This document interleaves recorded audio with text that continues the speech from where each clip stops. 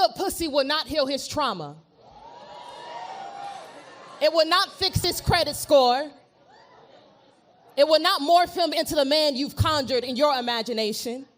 You can't teach a grown man how to unlearn his father's mistakes if his heart is unwilling and immature.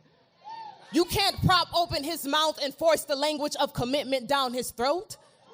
I don't care about what your mouth can do if your tongue is swollen with pride. How come every time I let you inside of me, it feels like a home invasion? I've tried to sanitize your lies before consumption, but I refuse to digest the promises of a trespasser. See, you don't reciprocate, you just take all the good and mercy out of me. See, I just want the girlies to protect their peace and pH balance. Some of these men aren't worth the inconvenience, not worth the perpetuating cycle of you compromising yourself. The geography of your body is sacred land. It is not a cemetery for him to bury the corpse of his guilt and shame inside of you. Can't have your pussy power popping on someone who doesn't value the honey molasses in your womb, the magical sugar cane you possess.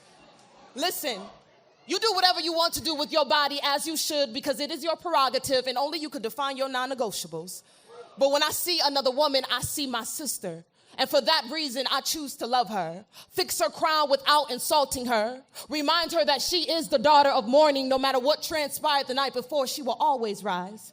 I also see a curious woman, exploring the facets of her body, the full moon in her hips, the glory in her thighs. Place your pussy power on a pedestal. Let these men know that you are not easily accessible. And when he tries to slither his way back into the crevices of your safe haven, you tell him that your body is not a rehabilitation center. Tell him to go seek wise counseling and therapy. He will not find redemption on your lips tonight. You tell him to be brave. Step out into the deep end. Learn how to swim in the ocean of his insecurities. You can't be his life jacket this time around, and your heart can't endure any more water damage. You hold him accountable for vandalizing your body, the only place you can call home. Thank y'all. That's the first poem.